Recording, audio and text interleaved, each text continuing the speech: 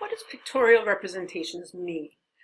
Pictures are worth 1,000 words, right? So when we're solving problems regarding motion, one of the major steps, the foundational steps to doing a good job is to draw pictures and diagrams.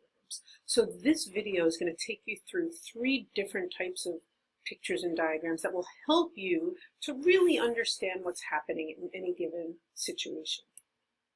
And these are the 3 representations we're going to go through in this video. Motion diagrams, dot diagrams, also known as ticker tape or spark diagrams or oil drop diagrams, and labeled sketches.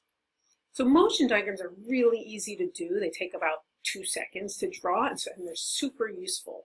They help you to determine the correct signs of velocity and acceleration. So it enables you to really look at a situation and predict what those signs will be. So there's 2 parts. You have to show the direction of velocity and the direction of acceleration. So the direction of velocity just points in the direction of the velocity. If it's to the right, the arrow points to the right. If it's moving to the left, you make it go to the left. If it's going up, it goes up. If it goes at an angle, it goes at an angle. So just put an arrow in the direction of velocity. Then you have a direction of acceleration. So there's 2 things, right? You can either use the state of motion or the net force. So we're going to start, we're going to talk about the state of motion. Using net force is something I'll have to show you in a different unit. So using the type of motion, if it's at rest, acceleration is always 0. So that's easy. At constant speed, it's also always 0.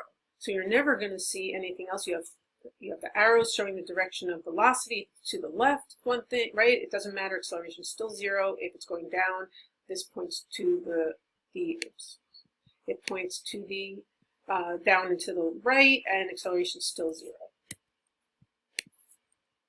So if it's increasing speed, acceleration points in the same direction as velocity. That's easy, right? If it's increasing speed, acceleration points in the same direction as velocity.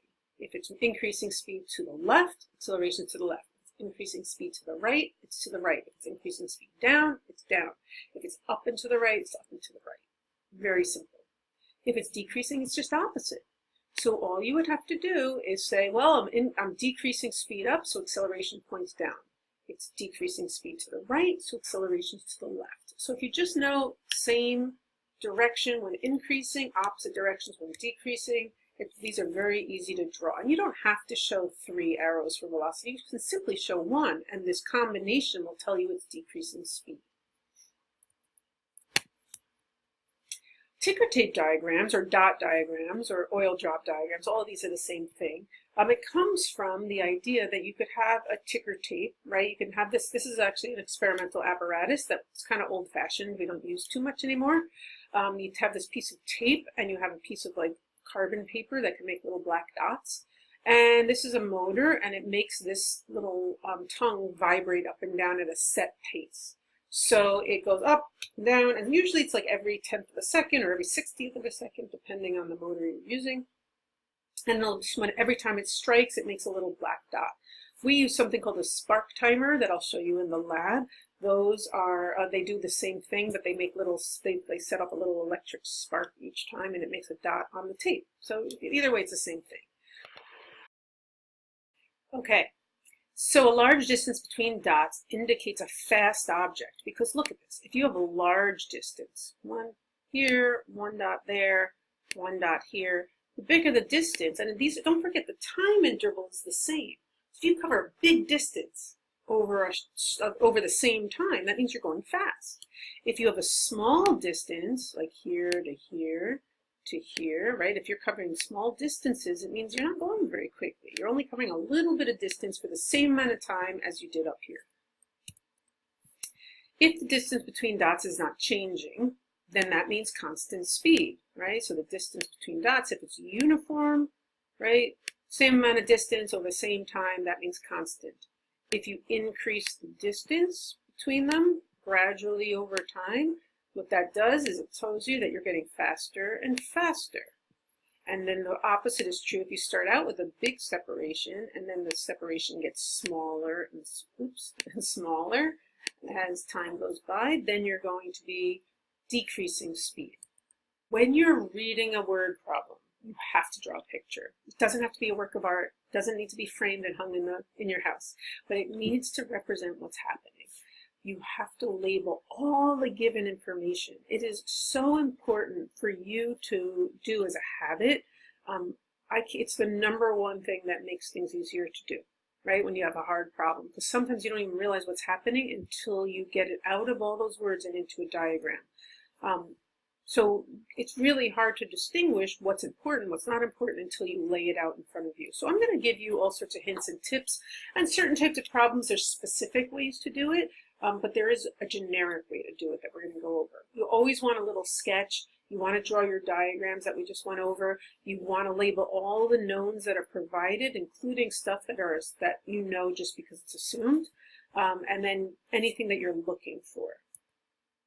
You're going to want to skip this because you're going to think it saves you time. It won't. Do not skip this step. This is where you're going to understand the problems. And if you don't practice when the problems are simple, you're never going to be able to do it when it's hard. So I know that some of these problems that are easier, you're going to be like, I don't need a picture for this. I can figure it all out. But you have to practice with easy ones in order to get better. So what does it mean if they ask you how long it's going to take? What does it mean if they say how far is it going to go and how fast and at what rate would the speed change? What do these things mean? This is time, this is displacement, this is velocity, and this is acceleration. So make sure you understand the wording so that you can better label your diagrams. So let's just do the setup for this. A man is driving at a constant speed of 20 meters per second when he sees a deer at a distance 300 meters ahead of his position. So he's driving his car, right? So hard to do. Okay, here's a car, and here's a deer, right? I'm not drawing a deer. And he's got a constant speed. So he's driving along. He's got a speed here, and we know it's constant. So I'm going to draw, excuse my handwriting, it's not very good on here, on the trackpad. And we know that velocity is 20 meters per second, right? So that's given.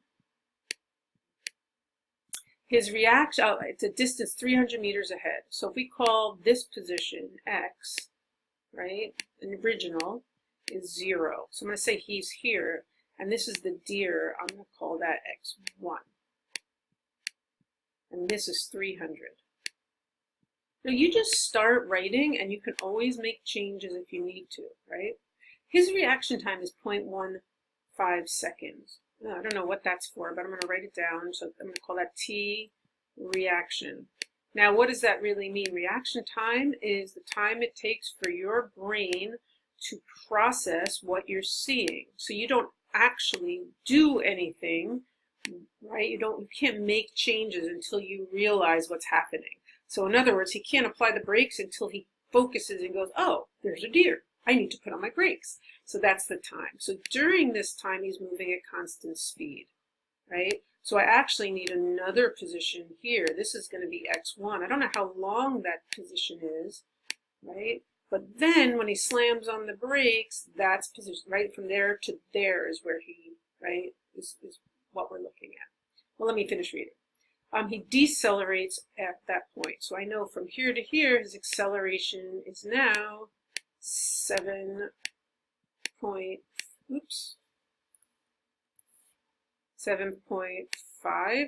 I am so sorry about this, meters per second squared. And so we know that piece, right? And we know acceleration is 0 during that segment.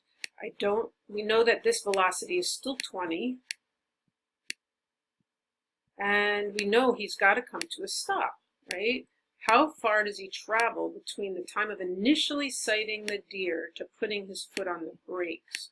So this is all stuff. I mean, we don't know, does he stop in time, right? So we want it to be less than 300 meters. So that's the goal, but we don't know if this is the case, right? So I'm going to put a question mark there.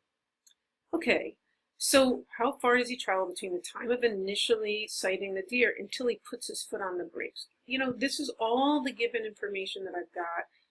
This part is decreasing speed, so I could say I'm moving to the right and accelerations to the left, so I've got that information also, which means that this has to be a negative acceleration. That's all I want you to do, right? Just practice labeling, practice thinking these things through. We're not going to worry about solving it. We're going to keep practicing this throughout the entire year, but this is where it first becomes very important.